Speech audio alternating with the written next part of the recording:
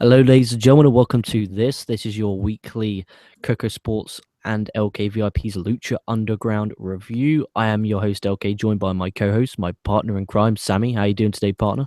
We're doing a little bit better now. So we apologize, ladies and gentlemen, boils and ghouls, if you were on our last stream. We have had some really rough technical difficulties, so we do apologize for that.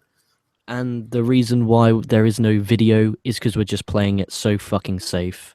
Like, it's not even funny how bad. I've had to just get rid of my Google, use Explorer, install plugins, and I'm there scratching my head, scratching my balls, fingering my arsehole, thinking, what the fuck's going on here? Yeah, so we apologize. You can't see our beautiful mugs, but you'll see us in your dreams tonight, and we're okay with that if you're okay with that. Yeah, it depends what type of dream. Anyway, Sammy, give the show a win, loss, or tie straight off the bat. What'd you give it? Again, I'm gonna give this a big win. I thoroughly, even going back over our notes from that little last fiasco we did, I think I enjoyed it even more than I thought I did. I really, really liked tonight. So did I. And I love Thursdays. Thursdays is Lucha Day for both me and you. We do the Lucha Underground view here, and also on the VIP. It goes for VIP as well. But more importantly, that we do the Lucha Elite review, which we're about to do after this show, which I'm extremely looking forward to. Depending on if we fucking get through this show as it is. Yeah, if we don't one of our computers didn't fucking catch on fire. Unbelievable. Unfucking believable. But we'll get straight to it.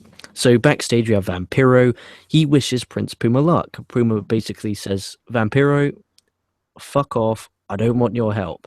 Vampiro then says, hey, I'm just here to predict. And I predict that Muertes' death will be on your hands, Prince Puma. Brilliant, beautiful, setting up the thread of the show, which is Prince Puma versus Muertes, and what the fuck is Vampiro still doing with Prince Puma? It's questions. It's all question, which is what makes Lucha Underground the best wrestling weekly TV show in the world, period. Oh, I agree. That's one of the biggest themes throughout the entire show, especially season 2 and season 3 so far. And something that they do is that there's always a mystery to everything. There's a mystery to everything. And I really, really enjoyed this because, again, it did two things. It showed that the Prince Puma and Vampiro storyline isn't forgotten and it isn't over. And clearly, the Mil Muertes and the Prince Puma story is not over. We're gonna get more of them. And we talked about this when we first originally recorded it, that this is going to be like the Kevin Owens and Sami Zayn, the feud that they can always go back to. And I have zero issue with that. Oh yeah, no, I'm completely fucking cool with that. And that's what, it's like Rock Austin, Rock Vince. It's a big compliment, but we'll go straight to our opening match because we still have a fucking show to do after that, and this is a worrying sign. It's 2:11 a.m. The wrestling gods are not on my side today. At least Google's not on my side. Google, a big F you. Yeah, I think Google's been a dickhead today. Big time dickhead. Because the thing is, the internet... Oh, I don't want to talk about it. Don't jinx us. Dario's Dial of Doom, which is basically like a roulette. It's a wheel spin, and whichever kind of sticker it lands on, then that will be the wrestler that wrestles Matanza for the Lucha Underground Championship. It landed on Killshot, so our opening match was a Killshot versus Matanza Cueto for the Lucha Underground Championship. I do not like the Lucha Underground world title being on first. I didn't like it on the first time they did it, and I still don't like it now. And what are your thoughts of this being the opening match? I actually really enjoyed this match. Holy shit, for match's sake. But I'm completely with you. It didn't matter what promotion it is. I don't care where it's at. Your world title goes on last. And on that, this didn't happen here, but another huge, well, I guess it did kind of happen here.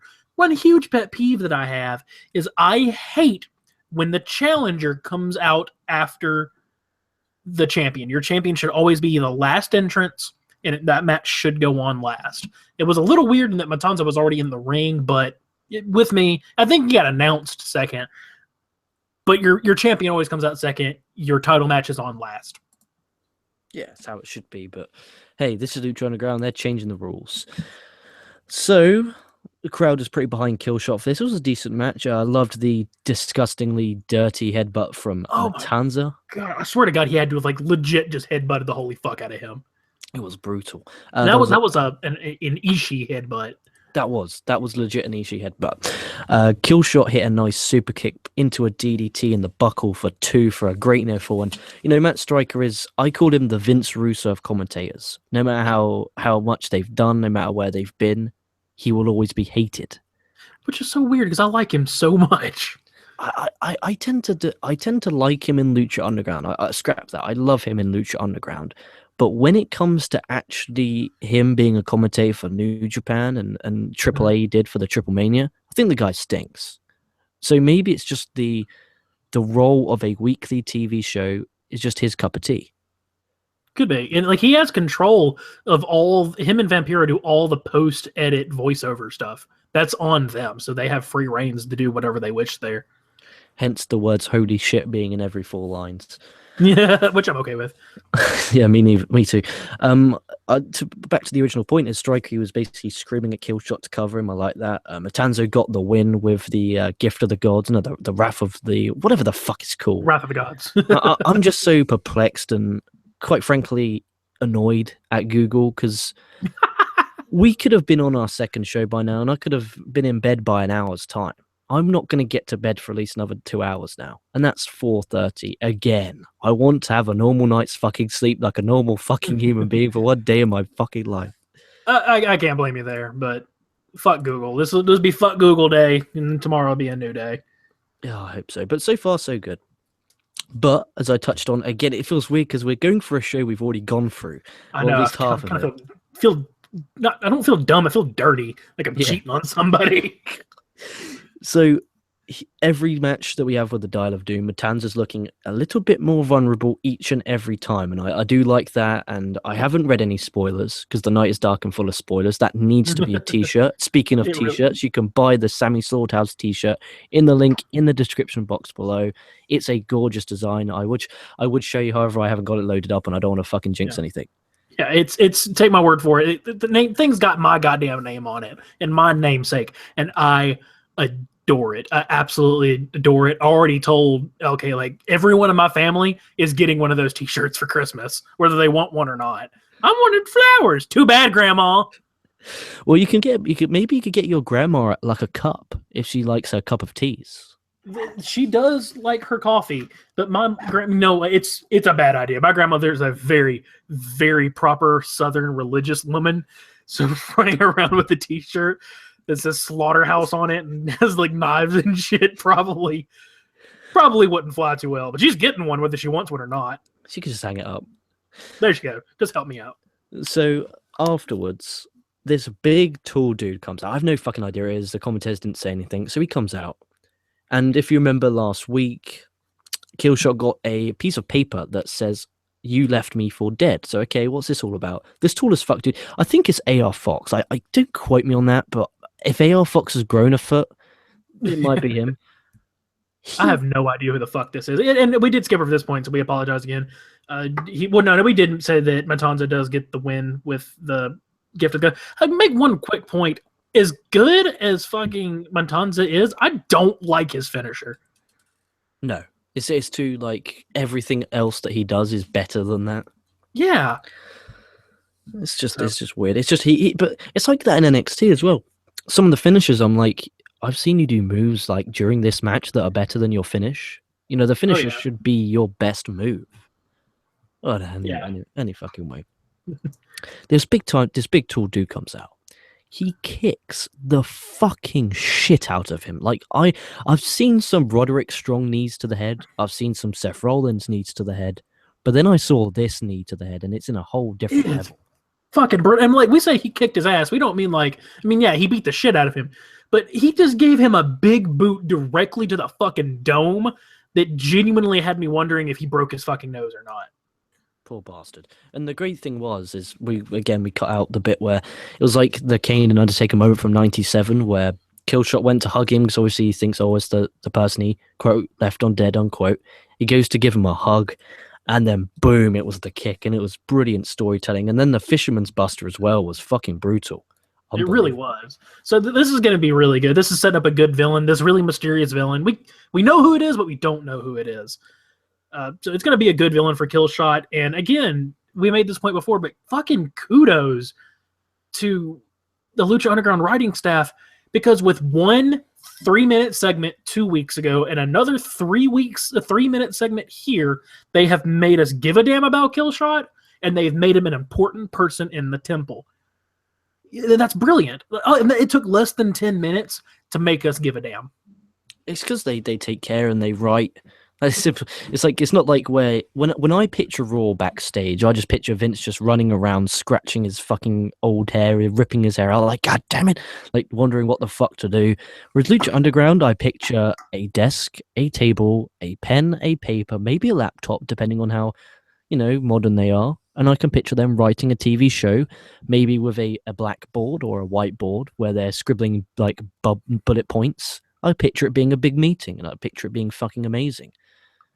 Yeah, and I think that's the glory of being a season-based wrestling promotion as opposed to a yearly person, is that you have the ability to sit down and go, here's some of the stories we want to tell this year. Rick, what do you think is a good idea? Okay, that's a good idea, but this needs to work out. Okay, Steve says this. Let's put those together. Here's a great idea. Next. And I think having that, not that pressure of having to write something every single fucking week, clearly, if you look at Lucha Underground, it does wonders. It's amazing. It's brilliant. Speaking of brilliant, so we have Phoenix, Aerostar, and Drago, who are the Lucha Underground Trios champions. They come out. You're thinking this for a 6-man tag. Like, okay, cool, a bit of 6-man Lucha action. But Dario Cueto comes out. He says in 4 weeks' time, it will be Aztec Warfare for the Lucha Underground Championship, and Matanza will enter first. Dario then makes a 3-way with the Trios champion, and whoever wins gets to enter last, number 20. But if the other two lose, they will not get to enter the match at all. Fucking superb writing. And it's just the depth of this roster to be able to do that, having two major stars not be in the match, and it still won't affect the draw power of it. Oh, and isn't that fucking phenomenal? Okay, I don't like face versus face matches, let alone a face versus a face versus a face match. But with fucking one 3-line promo, it's so simple. They made us believe that these guys want to beat each other to win because there's something on the line and they're willing to do it. And even then, something that I loved is in the beginning of the match, Phoenix steps out and goes, "You have the ropes first." That makes him look like a good person. He's not going to get involved. He's going to let these two go back and forth, and they're going to tap out because that's what honorable warriors do. They don't come at somebody from behind. And that was fucking brilliant. And, NXT and WWE might have the strongest roster in wrestling right now, but with Lucha Underground, I think it's a deeper roster because for the most part, we give a damn about every single person on that roster. Yeah, it's difficult to find a person on the roster. The only one that comes to my mind is probably Sexy Star, just because I don't like her. Yeah, and I don't like Jack Evans at all. I can't stand him, but he still can be an important character. Yeah, that's true. That's very true. But this match was, fuck me, it's like, I was saying before, it's really fucking weird going over the notes again. It's really fucking horrible. But I said, with the launch of the VIP, where we're covering now pretty much every fucking promotion. We covered WWE, TNA, Ring of Honor, CMLL, Lucha Elite, for crying out loud, New Japan, TNA, cover it all. So getting into lots of different pro wrestling. And Lucha Libre was one of those things that we both communicated and said, look, we want to do more Lucha because we love Lucha Underground. So I'm now watching CMLL. I'm watching Lucha Elite. And it is becoming very quickly my favorite day of the week. But more importantly than that, my favorite style of wrestling. If someone came up and said, what would be your favorite style of professional wrestling? I'd say Lucha Libre. Because before I actually sat down and properly watched it and analyzed it, I thought, okay, it's going to be a spot fest. There's going to be no damn psychology. But there actually really is. It's just different. It's not your typical American style psychology, but it's definitely there. It is, and it's incredible. And this was it started off with some just incredibly fast, crisp, just beautiful Lucha Libre. Phoenix somehow gets busted open big time. Yeah. Damn, he got busted big time. He really did. I wonder if he just popped his nose or he got cut right on the brim of his nose. But that son of a bitch was bleeding everywhere. Everywhere. Phoenix hits the most amazing super kicks I've ever seen in my life. Star hits a running springboard flip to the floor. Star then does an amazing aeroplane rotate into a backcracker, which is beautiful. It was fucking great. It was beautiful. All three men then are on their feet. They're exchanging strikes. Again, like you said, in honorly fashion. Phoenix, again, some more brutal kicks. Even his drop kicks just sound damn amazing. And then, yeah, it's fucking great. It is incredible. And then Drago with the move of the match. He hits a twisting code red, which is a twisting sunset flip powerbomb, which looked fucking gorgeous. Oh god, yes. Was that like I called it? I had something in my notes. He did it on Phoenix. I just called it a reverse Hurricane Rana because I had no idea what the fuck else to call it. I just remember Amazing Red used to hit it, and his finishing move was called Code Red, so I just go with Code Red. But it was unbelievable. Oh, it was incredible. There was a couple botches by Aerostar in this match, and it was clear that he was the older of the three. He's still not half the age of Atlantis, though. No. It was Blue Panther. It was Blue Panther was the one that's 10,000 years old. Oh, I reckon Blue Panther and the Gold Dust Attitude Era Edition Gold Dust would be the greatest match of all time. It would. It would be the greatest match that no one ever saw. Oh, unbelievable. Drago did get the win with a running spiked blockbuster. Absolutely phenomenal. Drago's number 20. Phoenix and Aerostar now out. I thought Phoenix would be in. I'll be honest. That was my guess because I was watching it with one of my roommates. And mind you, I still want to do an interview. They've asked me, hey, do you think you could interview me? And I'll tell you why Lucha Underground interests me more than the other wrestling you watch. I'm like, yeah, we can totally do that. So I need to do with them eventually. But he was watching it with me, and he was super high. So that is get that right. And he always makes fun of me. He's like, dude, you should watch Wrestling Hot. Like, I've never done drugs a day in my life. Why would I start now to watch Lucha Underground and like freak the fuck out because I thought I was somewhere else? But he was watching with me, and he asked, like, who's going to win? I'm like, oh, I would give you $5 right now if Phoenix wins. And when Drago won, I was like, "Here you go, $5. That's yours." Because I can't believe it's had a hard time coming to the grips that there's going to be an Aztec Warfare without Phoenix. It's insane, and it's just a testament to how incredibly in depth their roster is, and it's not depth as in they've got lots of hands like WWE. I mean depth as in, like you touched on earlier, you care about every damn person in that match. Every person, and it's really a testament to this entire organization. Now, a point I did make last time, again, I feel like I'm repeating myself, and it makes me feel dirty, that apparently even Mr. LK here didn't quite catch on. But before this match, there was like a 10-second vignette about it was like TikTok, they're coming TikTok, and it was just letters on a screen, no talking. I don't even think there was really any sound. And that's like the third week they've done this little vignette. So I'm really curious as to what this is going to be. And again, I thought it was just a commercial. I thought it was an advert because of the aspect that, oh, don't do this. Oh, God, what's going on? I can hear you just fine. Yeah? Yeah, you're good. Cool. One thing that I was worried about was that, oh, fuck's sake, it caught me off guard there because I thought we cut again. Thank God we're not. You're all good. Oh, dude, I literally nearly had a heart attack in this chair.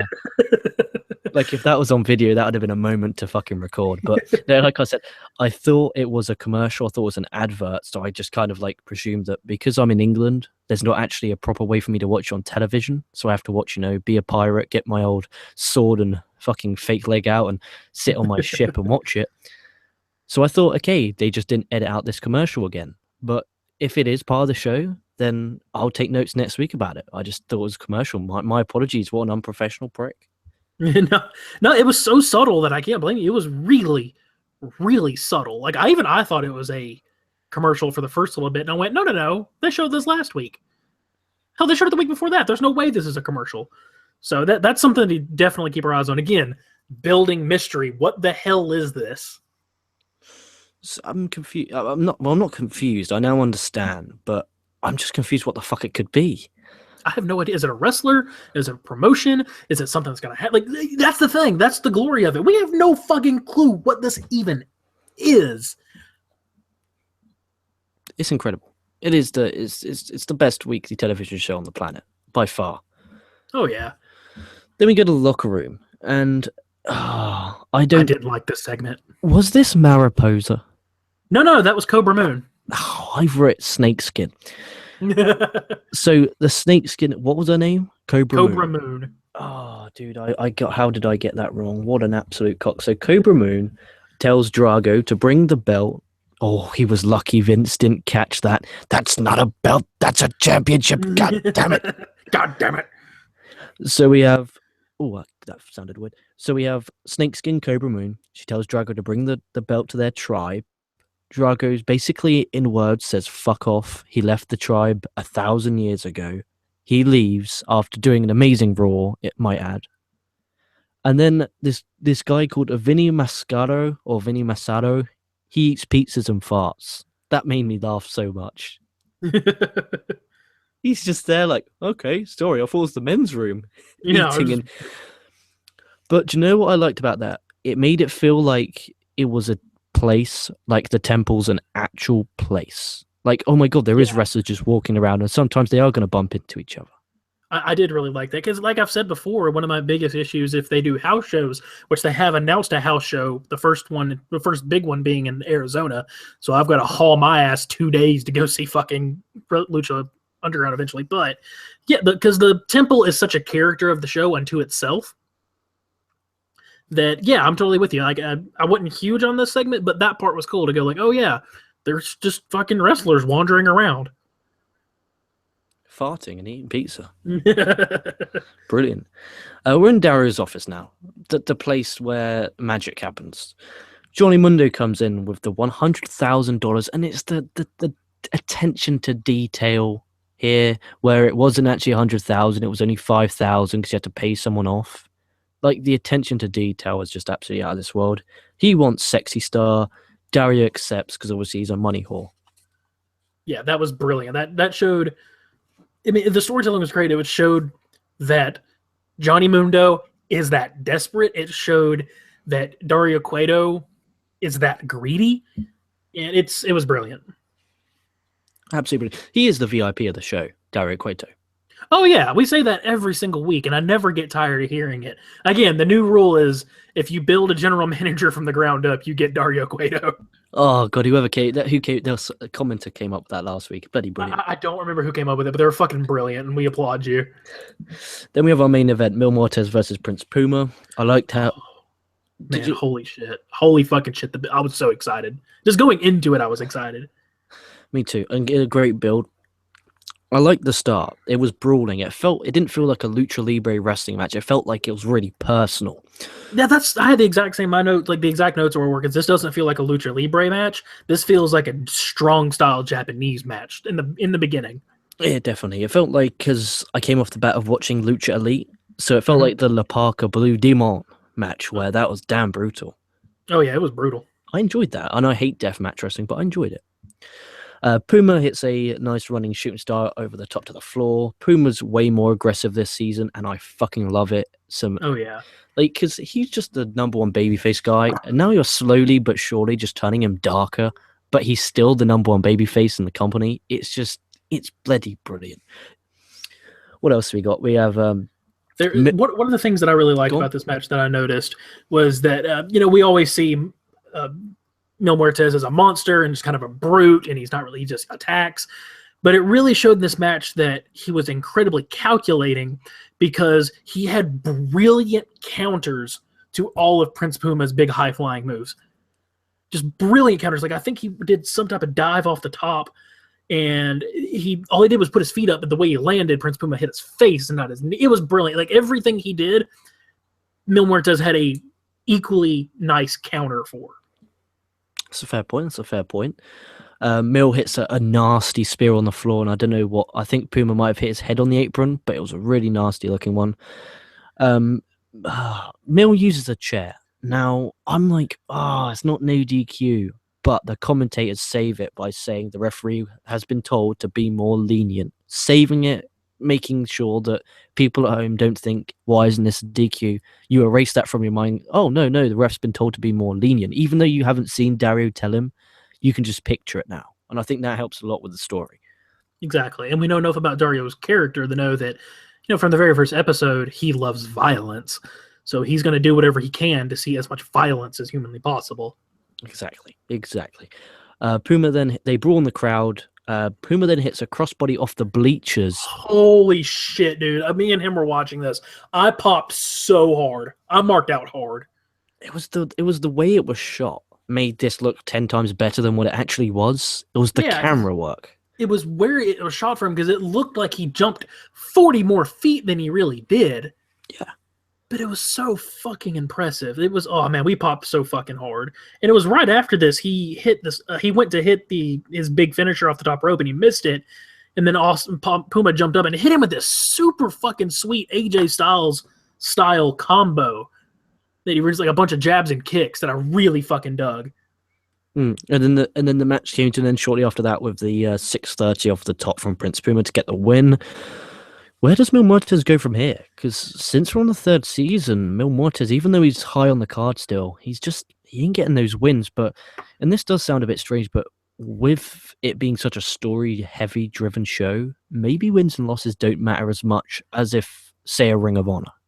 Yeah, I definitely agree. And I hate that old wrestling fan argument of wins, losses don't matter, wins and losses do matter, because it's a little bit of both. But I think they matter a little less here. And I generally think the story we're going to get is Mil is going to pursue Prince Puma until the ends of the earth, to the point that he kills himself, quite literally dies in pursuit of Puma. And that's where Puma goes under Vampiro's hands because he sees blood on his hands, even though it wasn't his fault. And then that's where Vampiro gets a new accolade to go after Pentagon Dark. Oh, in that fight, I got rock hard saying that.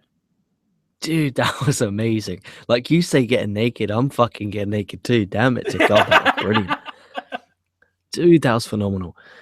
And then we always have to close the show with some awesome vignette, just because they're awesome. This was so fucking awesome. It was so. I don't know why I loved this so much. Me neither. I loved it too. I got it written down. Like, I popped for Chavo Sr. for some really fucking strange reason. I have no idea. I've never seen him wrestle. I've seen him be Chavo Guerrero's manager back in 2004, but I just popped so hard for him. I did too. I guess it was, for me, it was that Lucha Underground, and they talked about this in the panel they did on Sam Roberts' show a couple of weeks ago, that they really, not only do they care about like the history of the Aztecs, because they brought in a PhD in Native American high civilization Aztec society professor, someone that is a PhD in Aztec studies. They brought them in for this show, and then I think they really care about the history of not just wrestling, but lucha libre in particular. And Chavo Guerrero Sr. is such a huge name in that world that they're just showing that, you know, not only is the show important to us, but the history of lucha libre as a whole is important to us. And this was a nod to that by bringing in Chavo Sr. and having Rey Mysterio talk to him. It was brilliant. So basically, Rey says, if I do this to Chavo, what will my position be with the Guerrero family? Because obviously we all know the Mysterio and Guerrero relationship. And then Senior's like, Chavo isn't the only Guerrero, and he won't be the last. He wasn't the first, and he isn't the last. And it was kind of cryptic, but at the same time, you're like, okay, Rey's basically been given the blessing to go kill Chavo Guerrero.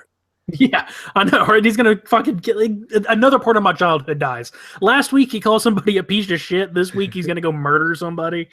Dude, Rey's going to be walking around with a Sammy Slaughterhouse fucking shirts, fucking stabbing people. Just then, that's the day you know childhood's over. Rey Mysterio kills a man.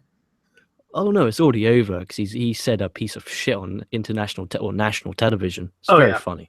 And a 9-year-old heart broke. Fucking broke. Oh. So I'm really curious, with as cryptic as Chavo Guerrero Sr.'s comment was, do you think they're gonna bring in another Guerrero into Lucha Underground from the Guerrero family? Maybe like Hoot and Toot or something like that. I don't think Juventude's a Guerrero. I think he's Juventud Guerrero. At the end, not O. I don't know. I've never actually looked at his name that much. Yeah, I don't think he's a Guerrero. I don't think he's. I think it's Juventud Guerrero. I could be very much wrong on that. But do you think they'll bring in another Guerrero? They might do, and then they could do Rey and Chavo Sr. versus Chavo, and who could they do? They could do Vicky, maybe. Oh, that'd be. I've always thought she was one of the most underrated heels because she is instantly dislikable. She doesn't have to say excuse me. She doesn't have to do her WWE stuff. She could just come out and just be a whore. Yeah, that's all she's got to do. That's all the females have to do these days, isn't it? But as a whole, a very good edition of Lucha Underground. Would you like to get some live comments? Yeah, let's definitely do some live comments. You want me to read through them real quick? Yeah, go on. You go through them this time.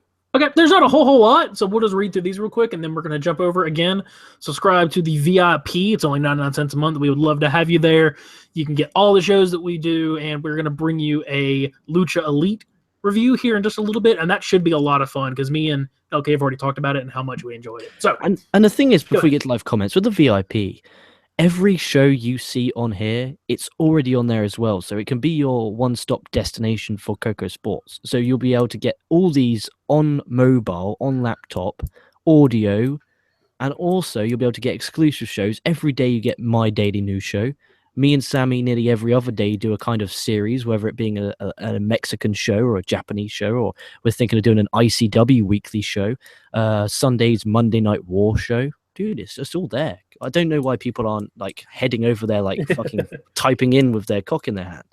You know, I mean, we should. We're going to build up to it, but it's just no one, and I'm willing to put this flag in the ground. No one is going to bring you as much content as we bring you at all. Nobody. Yeah, I give it a go. If you find us someone who covers more pro wrestling in audio form, I fucking lo and behold you, because it doesn't exist. We cover Japan, England with ICW, or UK. America, we do WWE, TNA, Ring of Honor. Mexico, we do CMLL, Lucha Elite, AAA, Lucha Underground. We do it all. Subscribe. We do classic content as well. And news. Like, what more do you want in a podcast network? What we're trying to say, ladies and gentlemen, go subscribe. Do us a big favor. We would love you having there, and you are not going to be disappointed because we're not just bringing you quantity. We are going to bring you quality as well. We really, really pour our hearts and souls into this. So without fucking more shameless self-plugs, and before me and fucking LK start crying and taking our clothes off to get you to subscribe, we only have a couple of comments, so I'm just going to blaze through them real quick. Our first comment is from Gary North. He says, I wish the show was on TV here in the UK. I think LK is going to agree with you on that one. Oh, fuck yeah. We need to get a TV deal over here. And Gary, my son, 99 pence it's cost you for Go VIP. 99 pence. It's not even £1. You couldn't even buy a Red Bull energy drink for that price. Speaking of pence and all these terms, I just want to throw this out there. One of my buddies, or one of my roommates, was upstairs watching, what the fuck's the name of that show? Was watching Downton Abbey. And so I need you to confirm this for me, and you not necessarily deny, because I know I'm right. That show is pretty much the life of every British person in Britain, right? Just waking up, having servants do things for you, having really nonchalant, ridiculous, not at all important conversations, and then eating tea and luncheons. That's just what y'all do, right? Like 100 years ago, yes, for sure. Like, you get that in my granddad sometimes. Like, where's my tea? Like, sorry, sir. Okay. I just assume that's how all of you live. It's just ridiculous, non-important conversations and eating biscuits and drinking tea, and we're going to go to Mrs. Perryweather's garden, and just that's what I just imagine it is over there. Tea and biscuits still exist. That still exists. I said, I have had some really good biscuits that a friend of mine had sent over when he went to England. He used to live in Germany, so he'd always send me these awesome German and British candies, and I loved him for it. Best candy I've ever had, with these little gummy witches from Germany that oh my god, they were fucking delicious. Anyway, our next comment comes from Heavy J. He says, Lucha did 2 segments in 6 minutes to do with Killshot and the new guy what WWE couldn't do in 3 years with Roman. Yeah, think about that. When you put it like that, it's extremely sad.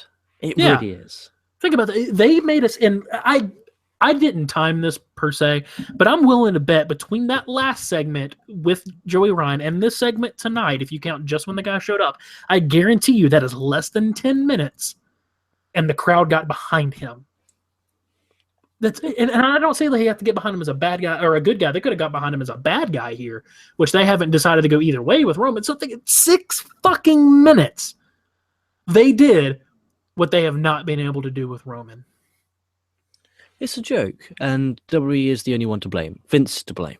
Yeah. How about This is a horrible question. This is a horrible, disturbed question, which I really shouldn't say on the YouTube. I should save it, but I'm feeling in a giving mood. All right. What would be the reaction if Vince died?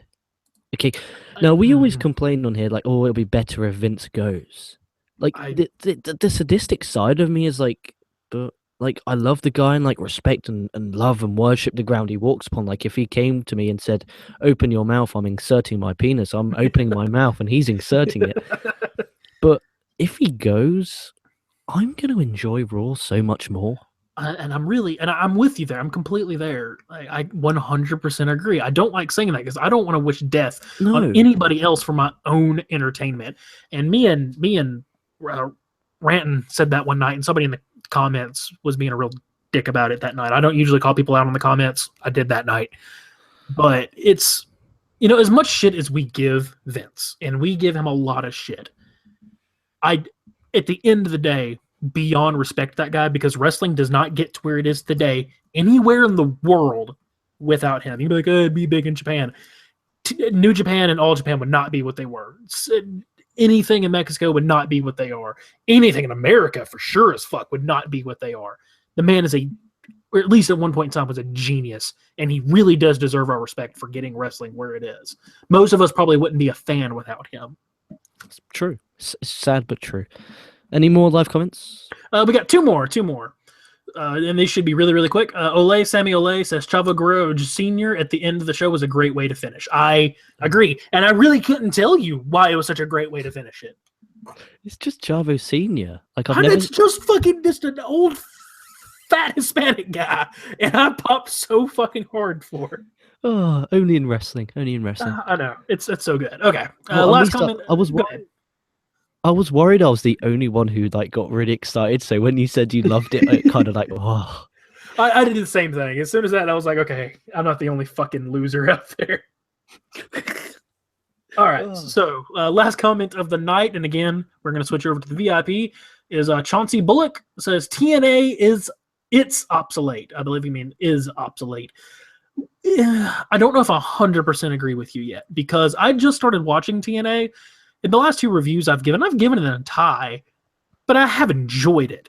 So I don't want it to be obsolete. I want it to be the best wrestling on TV, as everyone should, because the more wrestling there is, the more good wrestling there is, the more competition there is, the better wrestling gets.